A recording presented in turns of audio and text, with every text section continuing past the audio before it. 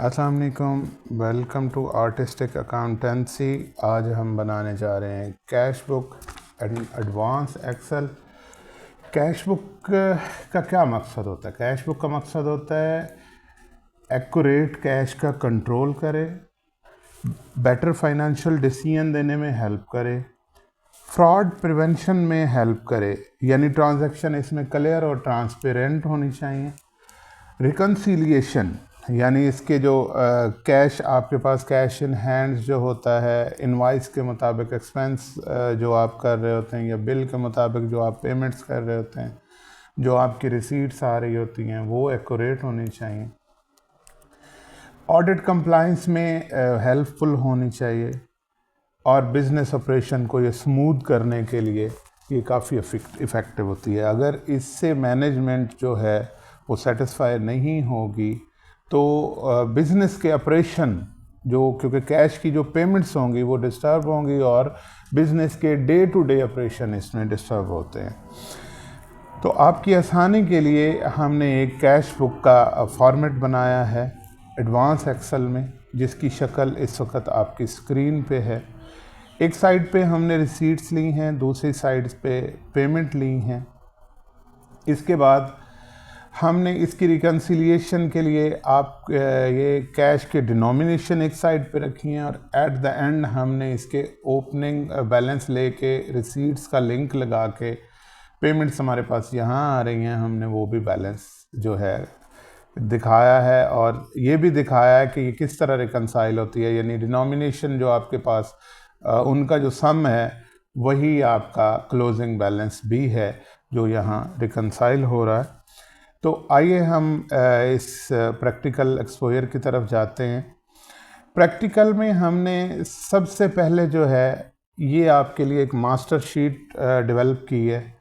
इसमें हमने 3 शीटें जो है बनाई हैं आपके लिए। पहली शीट है कैश डिसबर्समेंट रजिस्टर कि जो ही कोई पेमेंट आप करेंगे तो उसकी डिसबर्समेंट यहाँ पे नोट करेंगे, ठीक है। दूसरी शीट जो है वो हमारी मंथली पेमेंट्स को रिकॉर्ड कर रही है कि हम मैनेजमेंट को दिखाएंगे इसमें कि आप मंथली बेसिस पे ये एक्सपेंस, इस एक्सपेंस के हेड में इतनी पेमेंट्स हो चुकी हैं। और इसके अलावा इसकी जो एक्स्ट्रा क्वालिटी है वो ये है कि ये आज की पेमेंट्स टुडे यानी 9 जून की पेमेंट्स भी जो है वो रिकॉर्ड कर रहा है कि आपके पास क्या रिसीट्स आई हैं, क्या आपकी पेमेंट्स आई हैं और आपके क्लोजिंग किस तरह आज का चल रहा है। ये आज की क्लोजिंग की रिकन्सिलिएशन है जिसमें ये देखें ओपनिंग जो है हमारा 12,25,000 कैश इन हैंड का है और ये हमारा मंथली रिकन्सिलिएशन जो है वो ले रहा है जिसमें हमारा ओपनिंग जो है वो 9 मिलियन का था। तो ये शो करा रही है। अब हम अपने जो है ट्यूटोरियल की तरफ जाते हैं कि ये हमने करना किस तरह है। ये देखें जी, ये हमारा कैश रजिस्टर है। सबसे पहले हम कोई भी पेमेंट करेंगे या कोई भी हमें रिसीट आएगी तो हम कैश रजिस्टर में एंटर करेंगे। इसमें पहला कॉलम सीरियल का है जो हम सीरियल नंबर रूटीन में लगाते हैं। इसके बाद डेट का कॉलम है, फिर वोचर टाइप हम इसमें मेंशन करेंगे कि कैश में नॉर्मली रूटीन में 2 टाइप के वोचर होते हैं, एक कैश पेमेंट वोचर और एक कैश रिसीट वोचर, ठीक है। तो जो पेमेंट हम करते हैं वो अंडर कैश पेमेंट वोचर करते हैं और जो हम कोई हमें रिसीट आती है तो वो हम अंडर कैश रिसीट वोचर के पेमेंट करते हैं।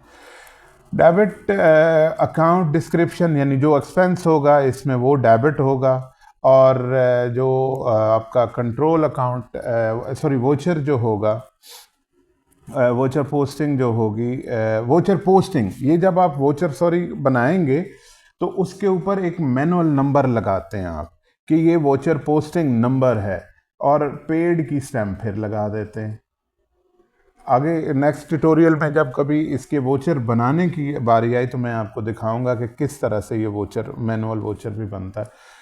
वोचर पोस्टिंग आप इसमें उधर मैनुअल लगा देंगे, यहाँ भी नंबर लगा देंगे, ठीक है। इसके बाद क्रेडिट अकाउंट कौन सा होगा, कैश इन हैंड का, कैश इन फंड्स का, एट्सट्रा एट्सट्रा। इसके बाद हम ट्रांजैक्शन डिस्क्रिप्शन देंगे कि ये कैश किसको दिया, किस पर्पज़ के लिए दिया, इसका कोई रेफरेंस था, यानी इनवाइस का रेफरेंस हो सकता है, बिल का रेफरेंस हो सकता है, पर्सन के CNIC का रेफरेंस हो सकता है, वो वहाँ पे इसमें क्योंकि पहला हमने एक्सपेंस रिकॉर्ड किया है तो डेबिट अमाउंट नहीं होगी, क्रेडिट हम करेंगे।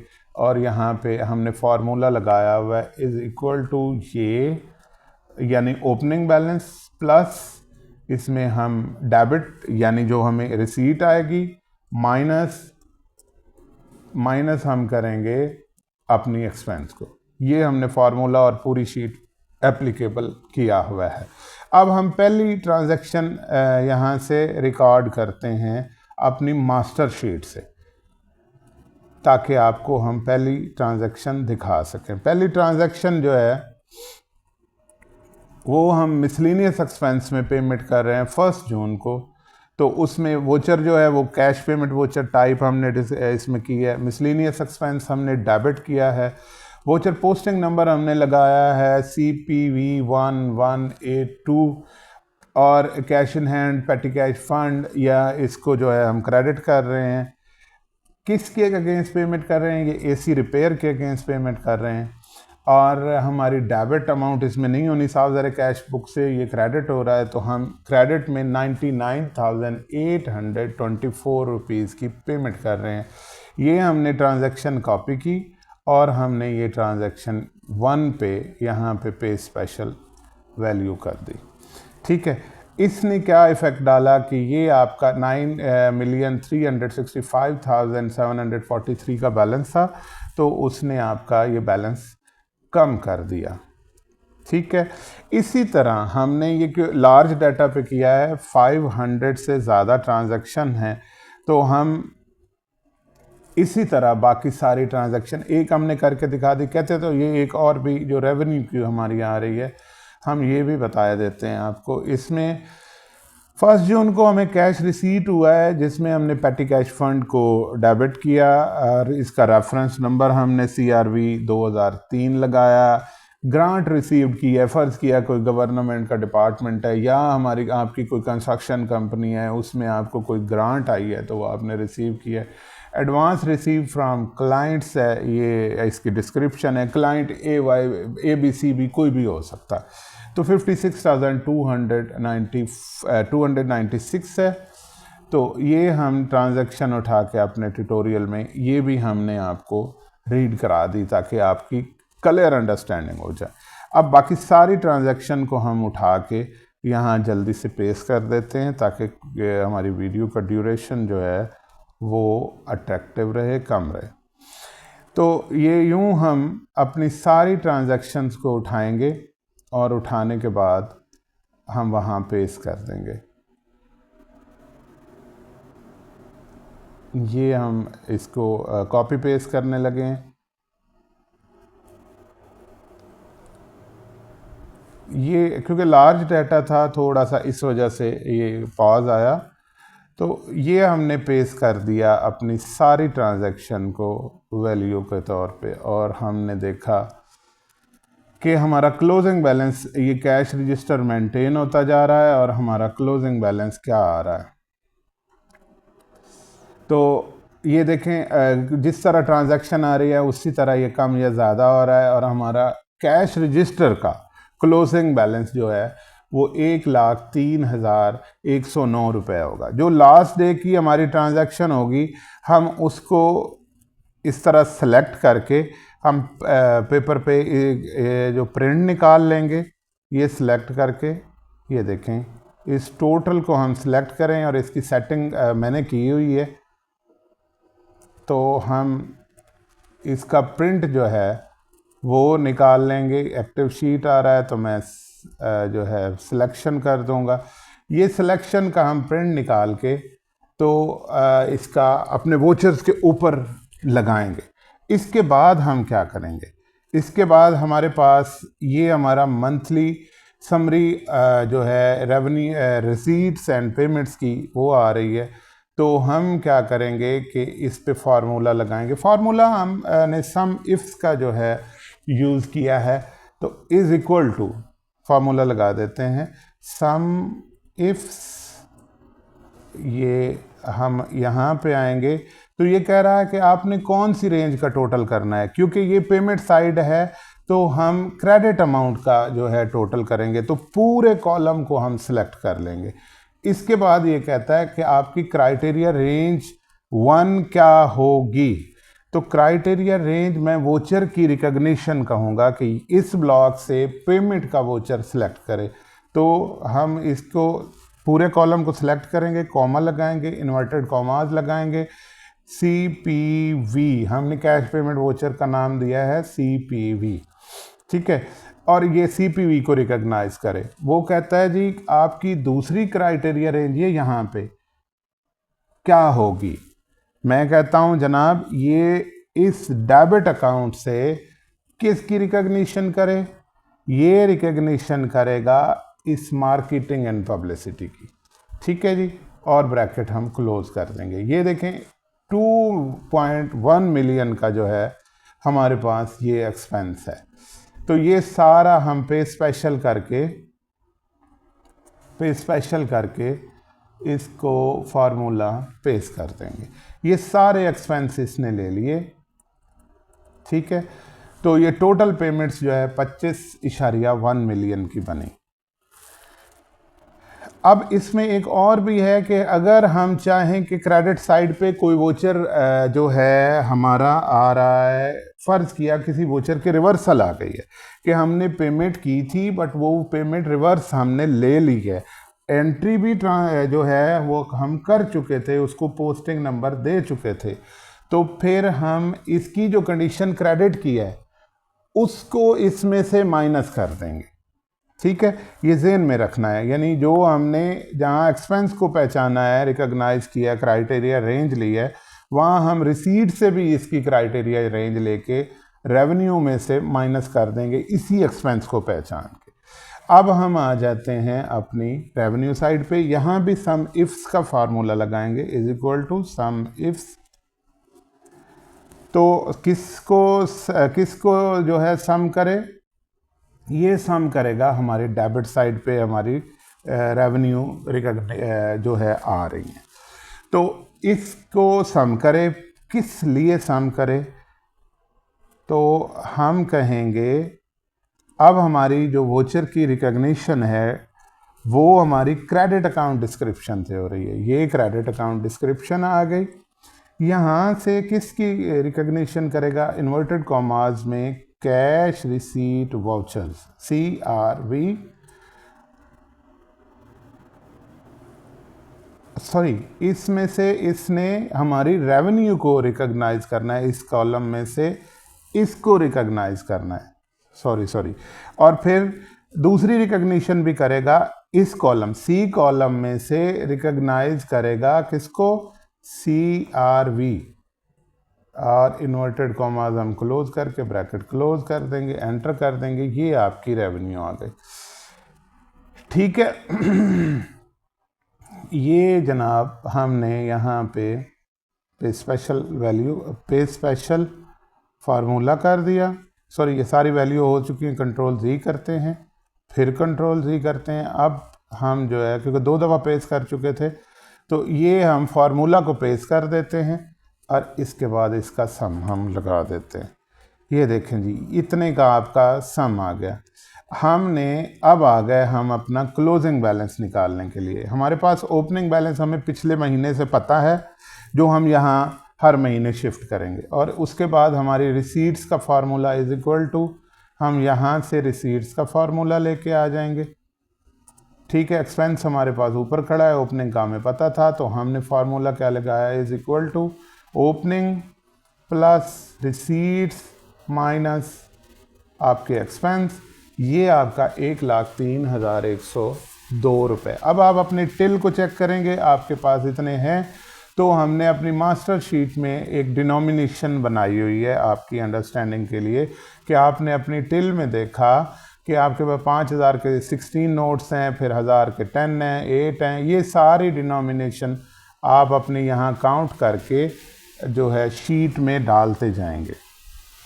शीट में डालने के बाद आप देखेंगे कि आपका कैश टैली हो चुका है, यानी 1,03,112 रुपये 1,03,112 रुपये।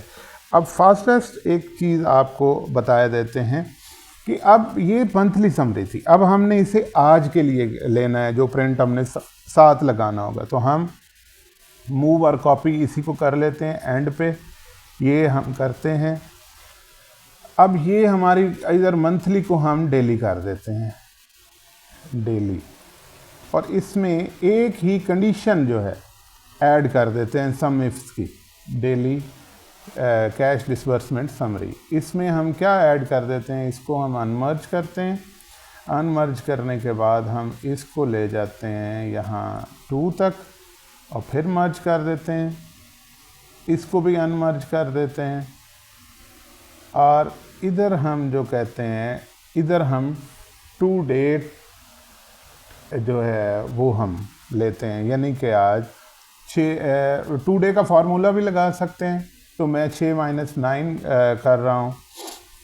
हम यहाँ पे क्या करेंगे कि इसमें हम एक कंडीशन ऐड कर देंगे। सम इसका फार्मूला है, तो इसमें हम एक कंडीशन को ऐड करेंगे, कॉमा लगाएंगे, ठीक है। और कॉमा लगाने के बाद हम इसका क्राइटेरिया तीसरा ऐड करेंगे। तीसरा क्राइटेरिया क्या होगा कि हम डिसबर्समेंट के में से डेट को सिलेक्ट करेंगे, पूरे कॉलम को, ठीक है। और इसका हम कहेंगे कि इसकी रेंज क्या होगी, रेंज इसकी कोई नहीं होगी, जस्ट एक कॉलम होगा। तो इस कॉलम को हम फिक्स कर देंगे, क्योंकि हम पहले हम फिक्स नहीं कर रहे थे, F4 के साथ फिक्स कर देंगे। बाकी को हम फिक्स इस वजह से नहीं कर रहे हैं, हमने पूरे कॉलम सेलेक्ट किया हुआ है। तो ये 2 डे में इसकी कोई पेमेंट नहीं हुई। अब हम फिक्स करने के बाद इसको कंट्रोल C करके पे स्पेशल करेंगे और फार्मूला जो है हम फिक्स कर देंगे। 9 तारीख में इसकी कोई पेमेंट नहीं है। इसी तरह हम इसमें भी कंडीशन को ऐड कर देंगे कॉमा के साथ। क्राइटेरिया रेंज 3 होगा। हम कहेंगे कि इस कॉलम में से आज की इस कॉलम बी कॉलम में से आज की डेट्स ले, जो कि आज की डेट है हमारी ये वाली, और इस रेंज को हम ये जी को फिक्स कर देंगे यहाँ पे। तो इसको कंट्रोल C करके हम इस तरह से पे स्पेशल वैल्यू कर देंगे। एक यहाँ पे एरर हुआ है जिसकी करेक्शन कर देता हूँ। एरर ये हुआ है कि हमने जो इसकी आखिरी डेट को सिलेक्ट किया है वो हमने सीरियल नंबर को सिलेक्ट कर लिया है, वेयर एज वो कॉलम में आना क्या था, यानी ये जो ए था ना, ये बी आना था। कॉलम बी को हमने सेलेक्ट करना था। ये देखें तो ये 2,40,000 की पेमेंट शो हुई, कि 9 तारीख में पेमेंट्स थी। जब मैंने ये रेंज दे रहा था ना, तो उस वक्त मुझे नज़र आया कि 9 तारीख में पेमेंट्स हैं, तो ये क्यों नहीं ले रहा। तो फिर मुझे ख्याल आया कि डेट मैंने तो पहले कॉलम को ही ले लिया ना। तो ये इसकी पेमेंट्स भी यहाँ पे 2 डे की पेमेंट भी आ गई। अब यहाँ पे 2 डे का ओपनिंग बैलेंस मंथ के ओपनिंग बैलेंस वाला नहीं है, आज का और कल का जो हमारा क्लोजिंग था वो और था। तो हमने जो अपनी मास्टर शीट में जो बैलेंस लिया हुआ है 2 डे का, हम उसे ही ले लेंगे। तो ये 12,25,000 रुपये हमारा बैलेंस था 2 डे के लिए। हम यहाँ पे ओपनिंग बैलेंस में वो ऐड कर देंगे। तो ये देखें हमारा 1,03,000 जो है वो आ चुका है। ये हमारा क्लोजिंग बैलेंस है और यही हमारे पास डिनोमिनेशन में है। इस तरह से अब आप कोई भी अकाउंटेंट क्योंकि ये अकाउंटेंसी की पहली जॉब होती है, कोई भी अकाउंटेंट इस तरह से ये परफॉर्म कर सकता है।